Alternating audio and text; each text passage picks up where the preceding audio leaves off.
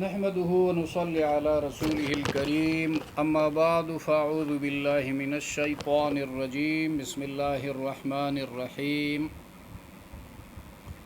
ولا تنكحوا المشركات حتى يؤمن ولأمة مؤمنة خير من مشركة ولو أعجبتكم ولا تنكحوا المشركين حتى يؤمنوا وَلَعَبْدٌ مُؤْمِنٌ خَيْرٌ مِّن مُّشْرِكٍ وَلَوْ أَعْجَبَكُمْ أُولَٰئِكَ يَدْعُونَ إِلَى النَّارِ وَاللَّهُ يَدْعُو إِلَى الْجَنَّةِ وَالْمَغْفِرَةِ بِإِذْنِهِ وَيُبَيِّنُ آيَاتِهِ لِلنَّاسِ لَعَلَّهُمْ يَتَذَكَّرُونَ۔ سورۃ البقرہ آیت نمبر 221 لفظی ترجمہ۔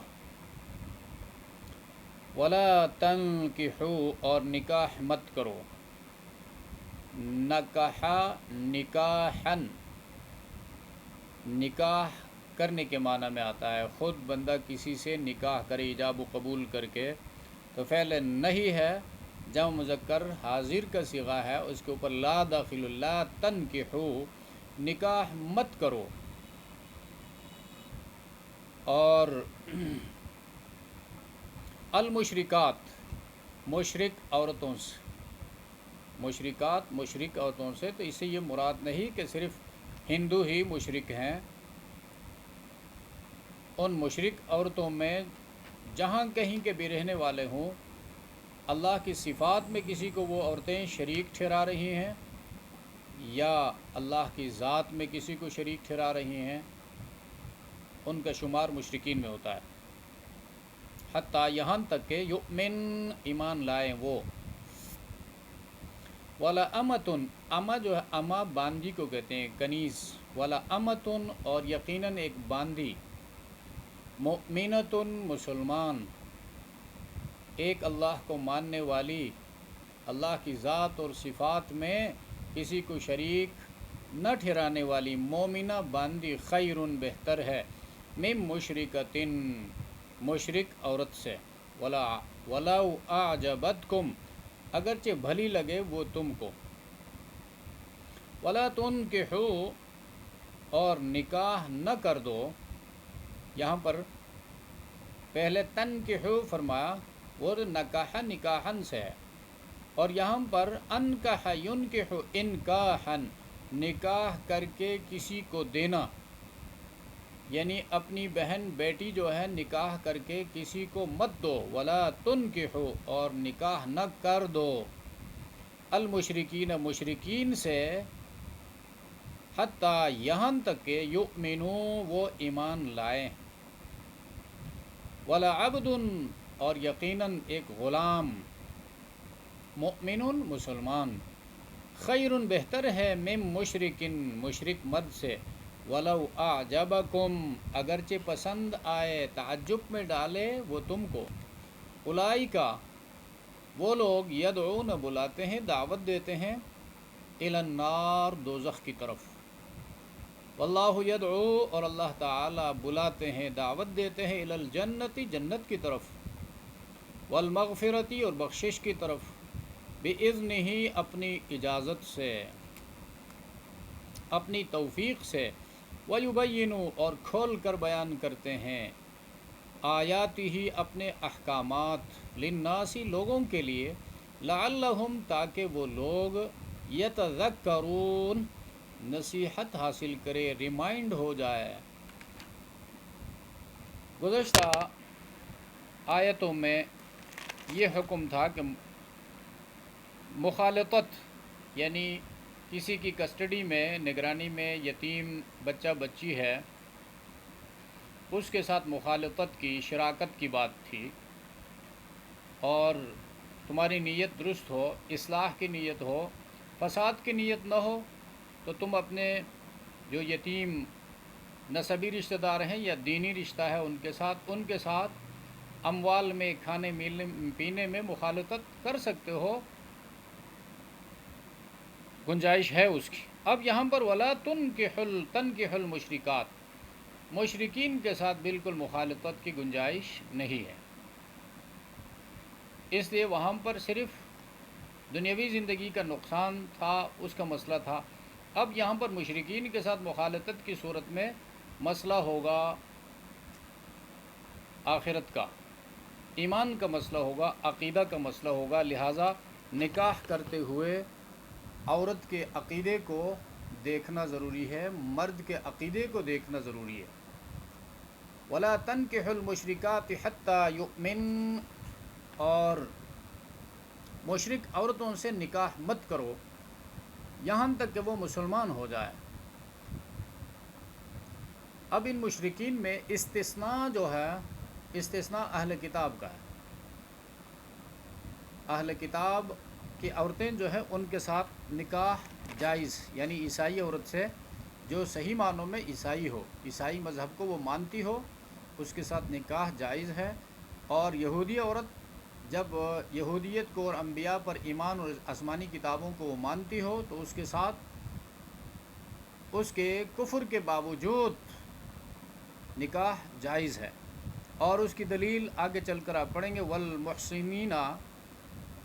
من الذین اوتوا الکتاب من قبلکم، وہ پاک دامن عورتیں ان لوگوں میں سے جن کو تم سے پہلے کتاب دی گئی تھی، ان عورتوں کے ساتھ نکاح جائز ہے، تفصیل جو ہے وہاں پڑھیں گے۔ وَلَا أَمَةٌ، اور امہ ایک لونڈی، مؤمنۃ مومن مسلمان باندی، خیر من مشرکۃ، یقیناً مشرک آزاد عورت سے بہتر ہے۔ مشرک آزاد عورت مالدار بھی ہے، خوبصورت بھی ہے، صحت مند بھی ہے، اس سے ایک لونڈی فقیر غریب عورت جو ہے وہ بہتر ہے۔ بنیاد کیا ہے؟ ایمان ہے۔ وَلَوْ أَعْجَبَتْكُمْ، اگرچہ وہ جمیل اور حسین مشرکہ عورت جو ہے اس کا حسن، اس کا مال تمہیں بہت پسند آئے، تمہیں حیرت میں ڈال دے، پھر بھی اس کے ساتھ نکاح کی اجازت نہیں ہے۔ وَلَا تُنْكِحُوا الْمُشْرِكِينَ حَتَّى يُؤْمِنُوا، اور مشرک مرد سے مسلمان عورت کا نکاح مت کرو۔ مشرک مرد سے، اب وہ مشرک مرد جو ہے وہ آپ کے علاقے کا بھی ہو سکتا ہے، منکر حدیث ہے، حدیث کو نہیں مانتا ہے تو اس کو مسلمان نہیں کہا جا سکتا، قادیانی ہے، ختم نبوت کو نہیں مانتا ہے، اور یا جو ہے سکھ ہے، ہندو ہے، آپ کے علاقے میں ہیں، ان کے ساتھ اپنی بہن بیٹی کا نکاح مت کرا دو یہاں تک کہ وہ ایمان لے آئے۔ وَلَعَبْدٌ مُؤْمِنٌ خَيْرٌ مِّن مُشْرِكٍ، اور یقیناً ایک غلام مومن مسلمان، خیرٌ وہ بہتر ہے، من مشرکن مشرک سے۔ وَلَوْ أَعْجَبَكُمْ، اگرچہ اس مشرک کا مال، اس کا جمال، دنیاوی حیثیت، اسٹیٹس وہ تمہیں بھلی معلوم ہو، تمہیں حیرت میں ڈال دے، تعجب میں ڈال دے، لیکن نکاح کی اجازت نہیں ہے۔ یہ سب کیا ہے؟ ایمان کی حفاظت کے لیے اللہ تبارک و تعالیٰ نے یہ اصول دیے ہیں، پرنسپلز دیے ہیں۔ ایک مشرک عورت جو ہے وہ جب کسی مومن کے نکاح میں آئے گی تو ایک ماحول وجود میں آئے گا گھر کے اندر، اور وہ جو ہے اپنے شرک پر مضبوط ہے تو ایک نہ ایک دن جو ہے اس مرد کو وہ پھسلا دے گی، اور ان کی اولاد جو ہوگی وہ اولاد بھی پھر ماں سے وہ شرک کے جو تقاضے ہیں، شرک کے اعمال ہیں، شرک کے امور ہیں، وہ دیکھ کر سیکھ لے گی، تو آدمی کا سرمایہ جو ہے جو اولاد کی شکل میں ہے وہ تباہ و برباد ہو جائے گا۔ تو اسلام نے اسٹارٹ میں ہی اس پر پابندی لگا دی۔ اولئک یدعون الی النار، یہی لوگ ہیں جہنم کی طرف بلانے والے۔ واللہ یدعو الی الجنہ، اور اللہ تمہیں دعوت دیتا ہے جنت کی طرف۔ جنت کی طرف جب ایمان ہوگا تبھی تو جنت جاؤ گے۔ جب مشرک عورت کے ساتھ نکاح کر کے ایمان کا بیڑا غرق کر دو گے تو اس مشرک کے ساتھ پھر جہنم جانا پڑے گا۔ والمغفرتی، اور اپنی بخشش کی طرف بھی اذن ہی اپنی توفیق سے، وَيُبَيِّنُ آیاتہ، اور اللہ کھول کر بیان کرتا ہے لوگوں کو، لعلہم یتذکرون، لعلہم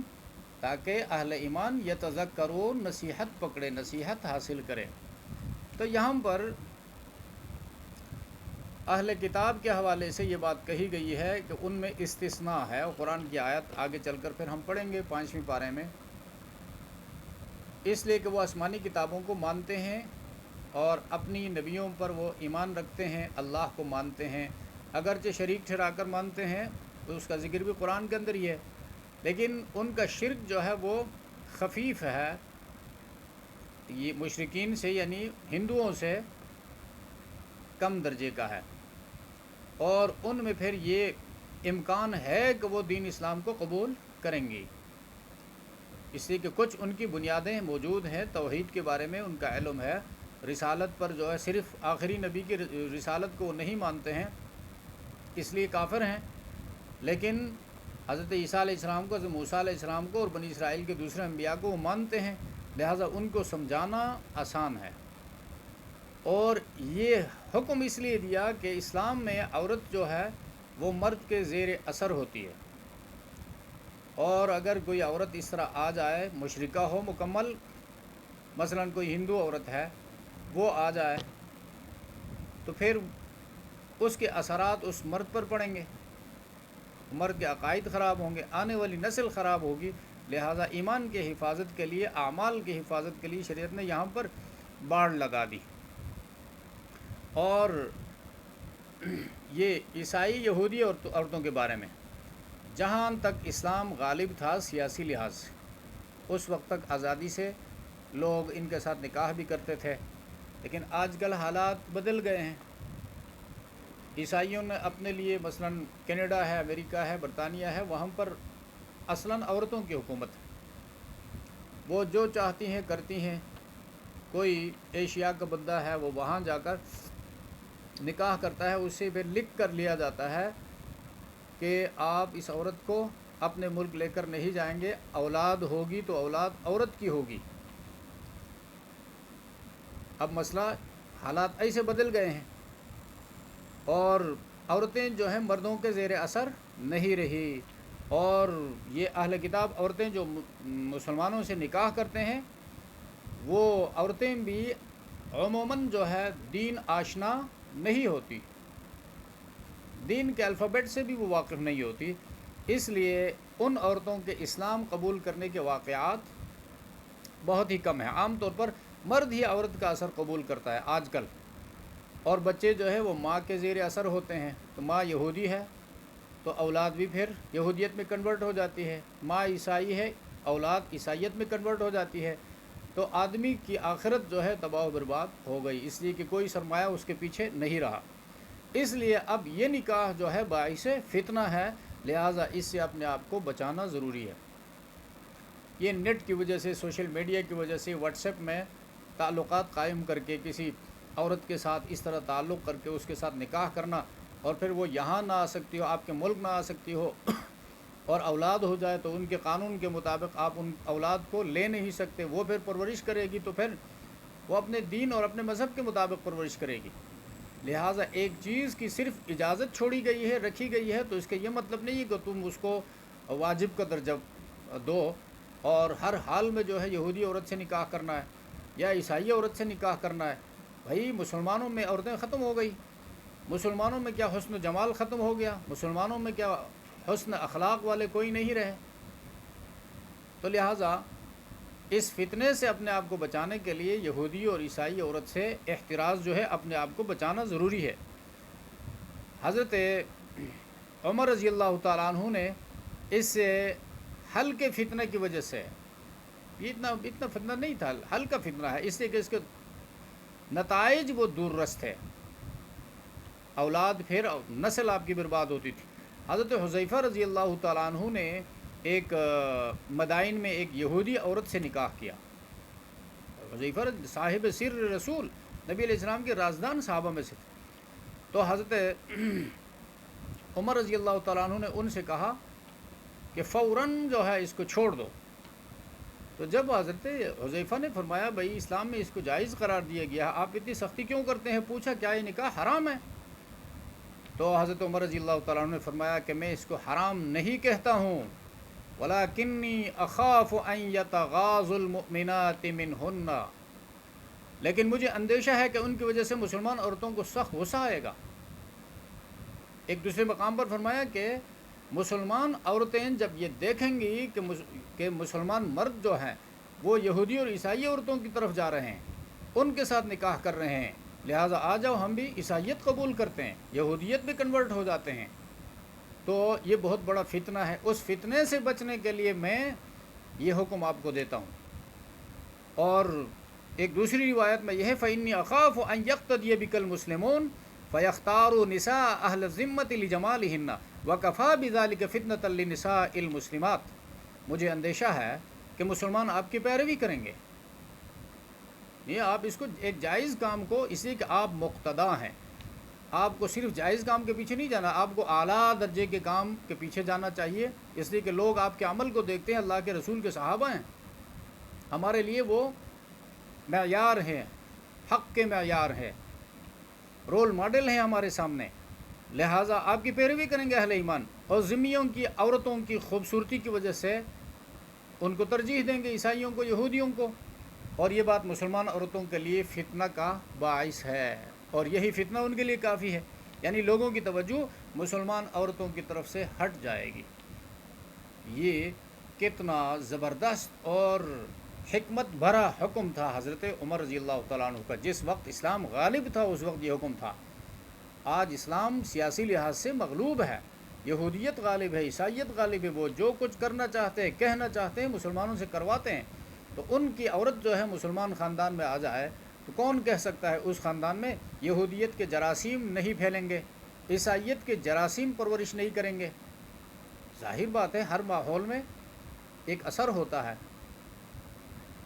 تو اسلام نے اس حوالے سے پھر یہ حکم دیا ہے، اور حالات کی نزاکت کو سامنے رکھ کر بندہ پھر یہ فیصلہ کر سکتا ہے کہ میں ایک یہودی عورت کے ساتھ نکاح کروں، اس کے نتائج کیا ہوں گے، ایک عیسائی عورت میری نکاح میں آ جائے اس کے نتائج کیا ہو سکتے ہیں۔ اس آیت میں نہایت غور کرنے کی ضرورت ہے،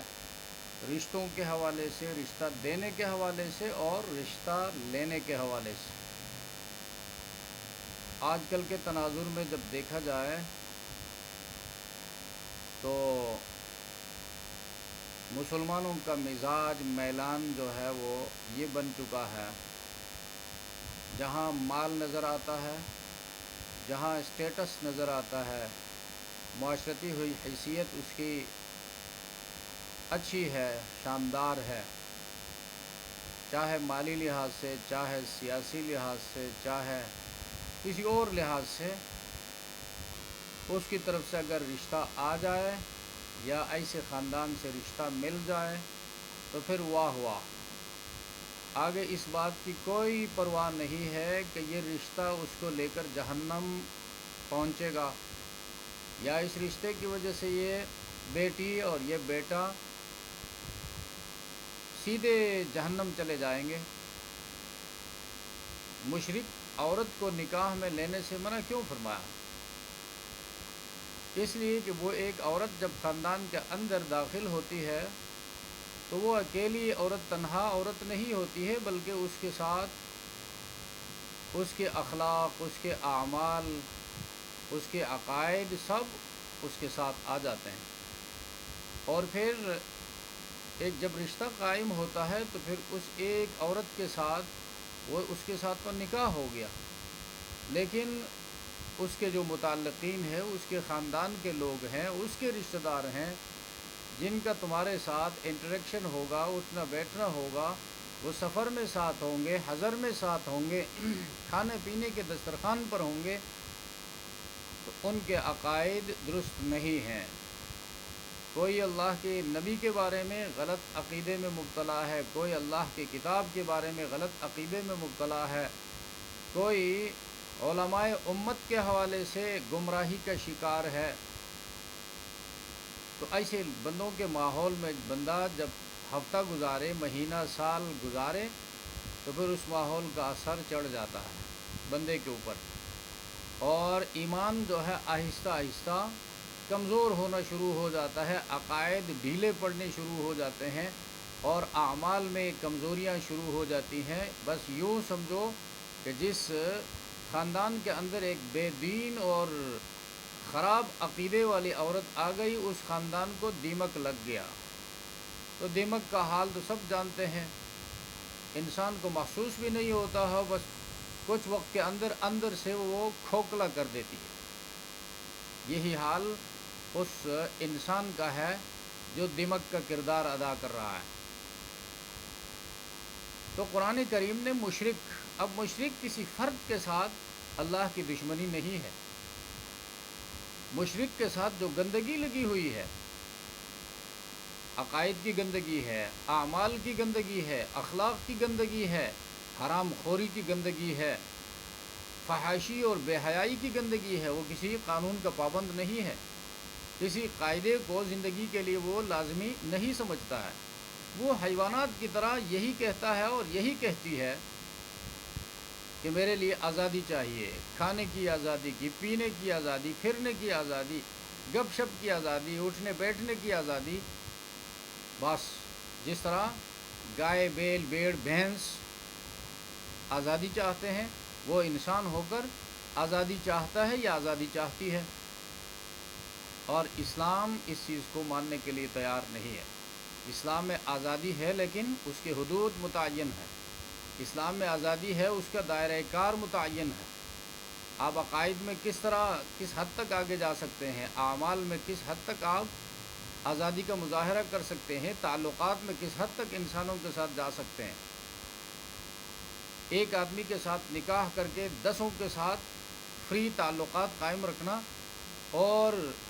وقت بے وقت جو ہے ان کو ٹائم دینا، گھر میں بلانا، ان کے ساتھ گپ شپ لگانا،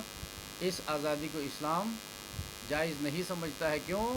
اس لیے کہ اسلام خاندانی نظام کے حفاظت چاہتا ہے۔ عورت کو اگر یہ آزادی مل جائے تو پھر خاندانی نظام کی حفاظت نہیں ہوگی، وہ پھر جب اولاد ہوگی تو اس کے بارے میں فیصلہ کرنا مشکل ہو جائے گا کہ یہ حلالی ہے یا حرامی ہے، اس لیے کہ اس عورت کا تعلق 20 مردوں کے ساتھ ہے، اس مرد کا تعلق جو ہے درجنوں عورتوں کے ساتھ ہے، ایک عورت کے ساتھ نہیں ہے۔ تو اسلام کے نگاہ میں خاندانی نظام کی حفاظت جو ہے یہ اولین اہمیت رکھتا ہے، اس لیے ان پابندیوں کو شریعت اسلامی نے لگا دیے۔ لا تنکحوا، تم خود بھی نکاح مت کرو مشرک عورتوں سے جن کا عقیدہ خراب ہو۔ تو جب شرک جو ہے وہ برائیوں کی جڑ ہے، سردار ہے برائیوں کا، اور جتنی بھی بد اخلاقیاں پھر ہیں اس کے نیچے داخل ہیں۔ اس کے نیچے پھر رشتے کے حوالے سے سب سے پہلے سیرت کو دیکھنا چاہیے۔ سیرت کس چیز کا نام ہے؟ اس کا کھانا پینا حلال کا ہے یا حرام کا ہے، اس کا عقیدہ کیسا ہے، اس کے اعمال کیسے ہیں، ان تمام چیزوں کو دیکھنا چاہیے۔ اس کے بعد اس کی صورت کو دیکھنا چاہیے، معذور نہ ہو، اندھا نہ ہو، گونگا نہ ہو، دونوں صورتوں میں لڑکا ہے کہ لڑکی ہے۔ سیرت کو دیکھ کر رشتے کا تعین کرنا چاہیے اور ہونا چاہیے۔ لیکن اس کو چھوڑ کر آج کل کے معاشرے میں یہ ہوتا ہے فلاں بڑا مالدار ہے، اب مال جس طریقے سے بھی آتا ہے، سودی کاروبار کرتا ہے، وہ 2 فٹ لمبی جو ہے وہ داڑھی رکھی ہوئی ہے، اور مسجد بھی جاتا ہے، تو نکاح کے وقت جب گپ شپ ہوتی ہے اس مجلس میں تو کہتے ہیں لڑکا صوم و صلات کا پابند ہے۔ صوم و صلات، صلات میں بھی صبح کی نماز نہیں ہے، اور عشاء کی نماز گاہے گاہے، اور صوم روزہ جو ہے سال میں 1 بار آتا ہے، اور اس کا بھی پتہ نہیں کیا حشر کرتا ہے۔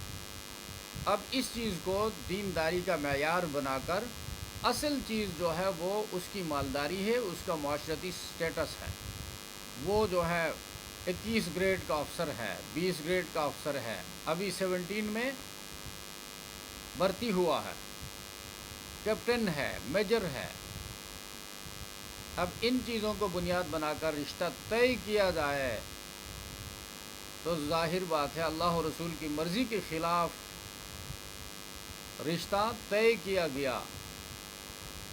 تو اب دل جو ہے، دلوں کی موافقت، اس کا تعلق مال کے ساتھ نہیں ہے، محبت کا تعلق مال کے ساتھ نہیں ہے۔ اس خاندان کے اندر یہی مال